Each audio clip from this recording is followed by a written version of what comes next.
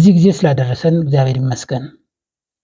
ዳያደረስ ሴኩለስ በድሩሲላ ጁንት ሂውስተን 1926 እንደ አውሮፓውያን አቆጣጠር እንደገለጹት አረቢያ በጥንት ዘመን የኢትዮጵያውያን ስርወ መንግስት ሲሆን ጥቂት ሰዎች እንደሚጠይቁት ወይም እንደሚሉት አረቢያ የኢትዮጵያውያን የባህል መቀመጫ ነበረች።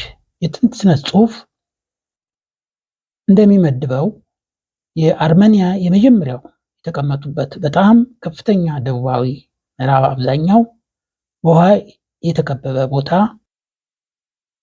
ከዚያም እነሱ ወደ ሰሜን በኩል እና ወደ ምስራቅ በየመን፣ ሀድራማውት እና ኦማን የእነዚህ ቦታዎች ነዋሪዎች ቀጣይ ወይም ተያያዥ ወረዳዎች ያሉበት ህዝቦች ራስ፣ ቁመት፣ ሌሎችም የአካል ክፍሎች የሚጠቁሙት የአፍሪካ የመጀመሪያ ነዋሪዎች ኢትዮጵያውያን መሆናቸውን ነበር። እንዲሁም ኪን በድሩሲላ ጁንት ሂውስተን 1926 እንደ አውሮፓውያን አቆጣጠር እንደሚገልጹት እነዚህ ህዝቦች የደቡብ አረቢያ ቀደም ባለው ጊዜ የባብኤል መንደብ ቀጭን መንገድና በኑቢያ በሳር የተሸፈነው መሆኑን የሚያሳይ ቋሚ ማረጋገጫ ነበር። እንዲሁም ለአረቢያ፣ ለግብፅ፣ ለህንድ ኢትዮጵያ ለእነዚህ ሀገሮች እናት ናት። በተያያዘ በኢትዮጵያ ስር የሚተዳደሩትን የሚመሩ የኢትዮጵያውያን አስተዳዳሪዎች ነበሩ። አረቢያ ቀደም ባለው ጊዜ የጥንት ኢትዮጵያ ግዛት የኢትዮጵያ አስተዳደር አንዷ ነበረች። ባልዱይን በድሩሲላ ጁንት ሂውስተን እንደሚገልጹት አረቢያ የኢትዮጵያ የመጀመሪያዋ ግዛት ነበረች።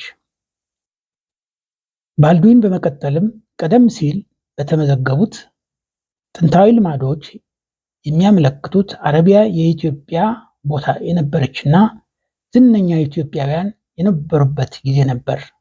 በጥንት ልማዶች የተመዘገቡት የግሪክ፣ የአረቢያ ሰነዶች የሚገልጹት ኢትዮጵያ ብለው ነው።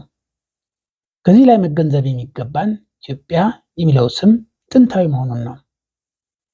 አረቢያ ከጥንት ኢትዮጵያ የሚለው በቀይ ባህር ሲሆን እኛ ልንወስን የምንችለው የጥንት ኢትዮጵያውያን እስከ ላይኛው አባይ ድረስ በቀድሞ ጊዜ ባህሩን አልፈው ያስተዳድሩ እንደነበርና ከተሞችን በመገንባትና በአረቢያ ባህር ጠረፍ ያሉትን ማህበረሰቦች ያስተዳድሩ እንደነበር ነው። መምህርና ደራሲ ነጋ ገረመው ታምራት። ለዛሬ አበቃን። መልካም ሳምንት።